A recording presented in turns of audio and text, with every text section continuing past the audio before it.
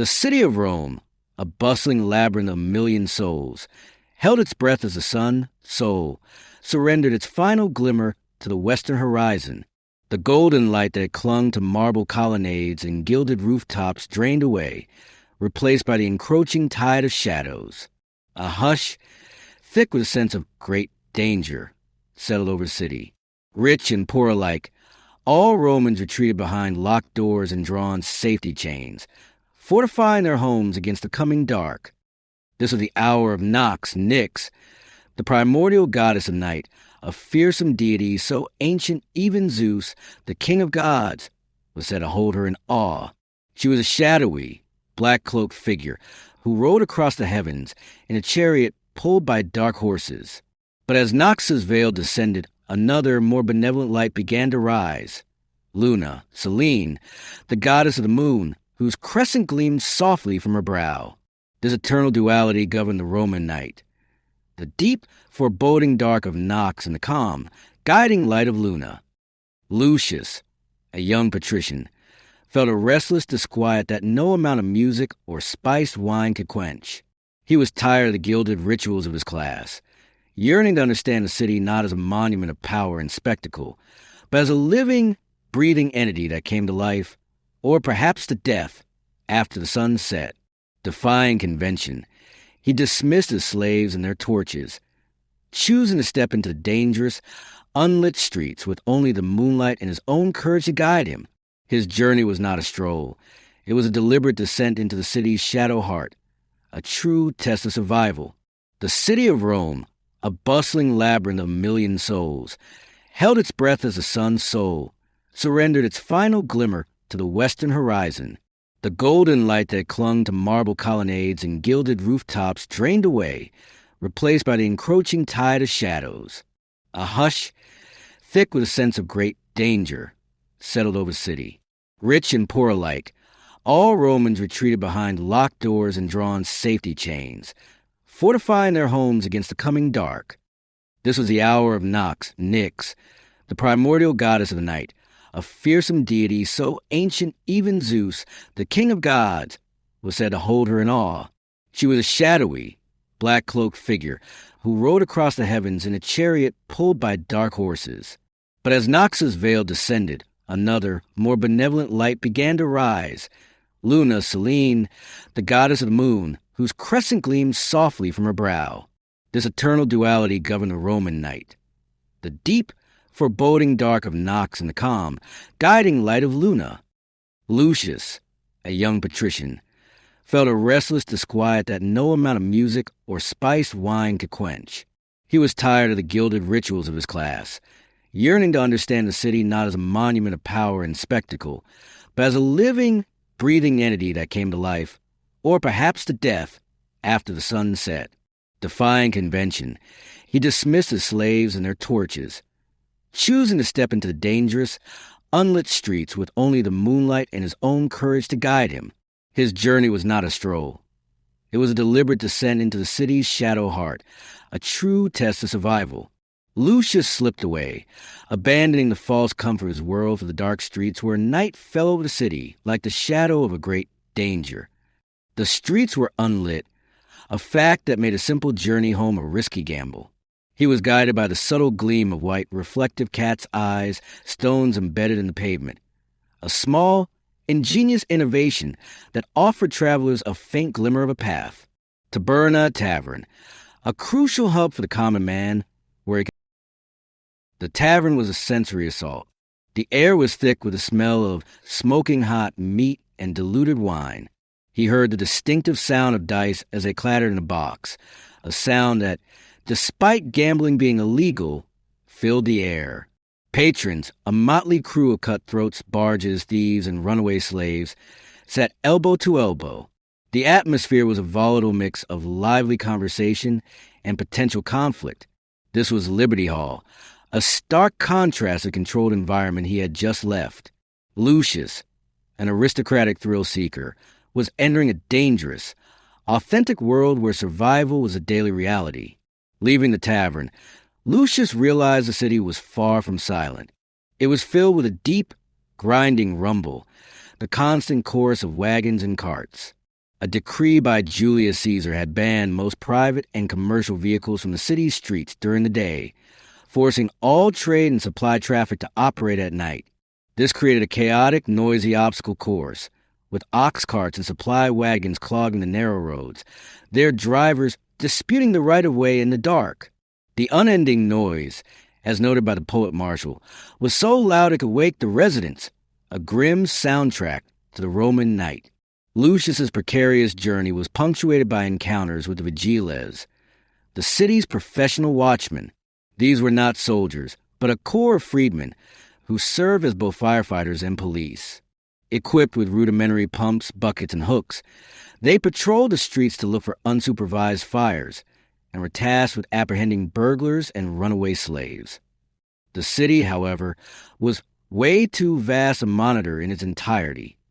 Their presence was a fragile shield, a momentary reassurance of order in the face of widespread danger and crime. Lucius, a noble disguised as a commoner, had to move carefully to avoid appearing suspicious to these weary guardians of the peace. Lucius ventured into the infamous Abura, a densely populated, disreputable place known for its criminals, thieves, and brothels. This was the kind of neighborhood where young aristocrats would venture out in disguise for a bit of thrill. It was a world of contradictions, home to both the city's poorest and a surprising number of famous figures like Julius Caesar and Nero, who sought its shadows for their own clandestine purposes. Here, survival wasn't just about avoiding thieves. The district was also a hub for mystery cults, like that of Mithras, who held secret rituals in subterranean temples known as Mithria. This spiritual underbelly added a layer of hidden danger and arcane mystique to the urban squalor. The Suburb was a place where life had no value, a true test of one's ability to navigate a world without rules. Beyond the physical threats of the city, Lucius faced a different kind of survival, the struggle against ancient fears.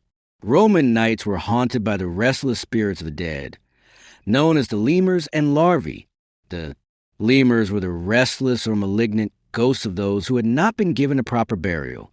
To placate them, a household's paterfamilias would perform the Lemuralia ritual at midnight, throwing black beans behind him with his gaze averted before clanging bronze vessels to drive the spirits away.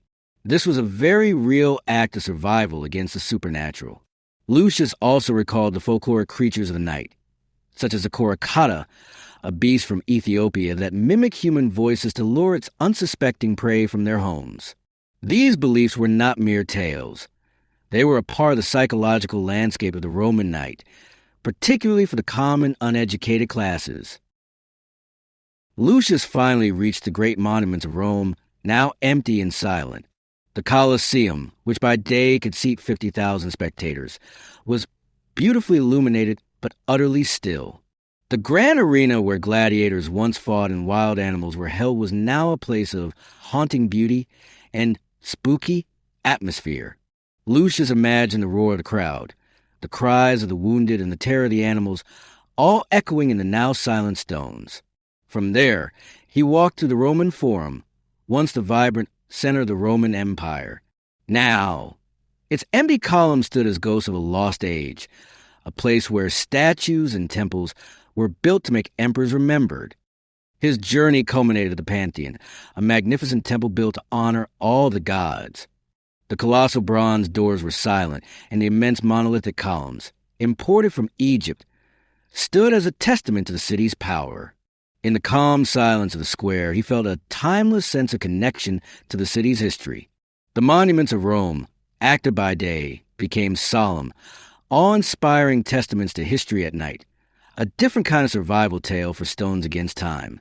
Lucius, having witnessed the raw chaos of the tavern and the stark reality of the street, began to understand the true, hidden nature of the city. He doubled back towards the notorious Abura, a labyrinth of disreputable alleyways, not just for thrill, but to find a deeper truth about the city's underbelly. Here, life had no value, and it was a test of his wits and courage to navigate it without getting killed. As he moved through the dense, leaning houses, he caught a glimpse of a shadowy figure slipping into a subterranean space. He followed, his curiosity overcoming his fear. The space was a Mithraeum, a hidden temple of the mystery cult of Mithras, popular among merchants and soldiers. The air was thick with incense and the hushed tones of a secret ritual. He watched from the shadows, a hidden aristocrat observing the forbidden faith of the common man. The scene was one of quiet, arcane power, a stark contrast to the boisterous public rituals of his own class. Emerging back into the dark alleys, he heard the sharp, low voice of a man arguing. It was a confrontation, not over honor or money, but over survival itself. He saw two men, one a hardened thief and the other a runaway slave, bickering over a small stolen sack of grain. The argument escalated quickly into a struggle, a brutal, silent battle for food. The slave, desperate and cornered, used his teeth to tear at the thief's hand, a wild animal instinct taking over. The thief screamed, but no one came, as Rome's official police force, the vigiles, were spread too thin to monitor every dark corner of this district, which was plagued by homicides, ambushes, and thefts. Lucius realized this was the true war of the Roman knight, not a grand conflict between armies, but the ceaseless, brutal struggle for existence in the shadows. He had seen the superficial grandeur of his own world and the desperate, honest brutality of this one. It was a lesson no book or tutor could have taught him. He was a survivor in this world, just for the time he spent in it, and the very air was a test of his resolve. Lucius watched as the first rays of dawn touched the city, and the sounds of the waking world began to fill the air. The clamor of bakers, the shouts of schoolmasters, and the hammers of coppersmiths announced the return of the day. The city's daily performance was about to begin once more. Lucius returned to his villa, no longer the same man. He had survived the city's shadowy heart, a world of real danger and ancient fears, and in doing so, had found a deeper, more authentic understanding of Rome than any feast or grand spectacle could ever offer.